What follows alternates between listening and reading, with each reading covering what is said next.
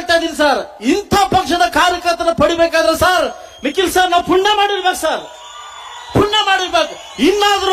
ಇನ್ನಾದ್ರೂ ನಮ್ಮ ಕಾರ್ಯಕರ್ತರ ಬಗ್ಗೆ, ಲೀಡರ್ಸ್ ಬಗ್ಗೆ ಕಣ್ ತರ್ತಕ್ಕಂಥ ನೋಡ್ತಕ್ಕಂಥ ದಿನ ತುಂಬಾ ದಿವಸ ಇಲ್ಲ ಸರ್, ತುಂಬಾ ದಿವಸ ಇಲ್ಲ ಸರ್. ನೀವು ಬನ್ನಿ ಸರ್, ಆಚೆಗೆ ನೀವು ಬನ್ನಿ ಸರ್. 18 ಜನ ಶಾಸಕರು ಕೂಡ ನಿಮ್ಗೆ ಬೆನ್ನು ಕೊಟ್ಟು ನಿಲ್ಕರ್ತಕ್ಕಂಥ ಶಕ್ತಿ ನಿಮಗಿದೆ ಸರ್. ನೀವು ರಾಜ್ಯಾಧ್ಯಕ್ಷ ಆಗ್ಬೇಕು.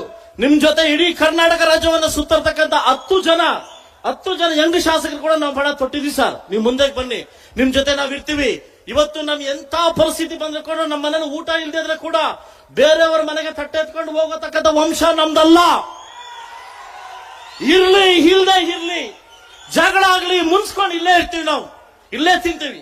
ಬಹುಶಃ ಆದ್ರೆ ನನ್ನ ಕರ್ನಾಟಕ ರಾಜ್ಯದಲ್ಲಿ ಎಲ್ಲೋ ಒಂದು ಕಡೆ ನನ್ನ ನೋವಿದೆ ಸರ್. ಬಹಿರಂಗ ಎಲ್ಲಾ ಸಭೆಯಲ್ಲಿ ಹೇಳ್ಕೊಂತ ಇರ್ತೀನಿ, ಅಧಿಕಾರ ಬಂದಾಗ ನಾವು ಕಾರ್ಯಕರ್ತರನ್ನ ಕೈ ಬಿಡ್ತಾ ಇದೀವಿ, ನಾಯಕರನ್ನ ಕೈ ಬಿಡ್ತಾ ಇದೀವಿ.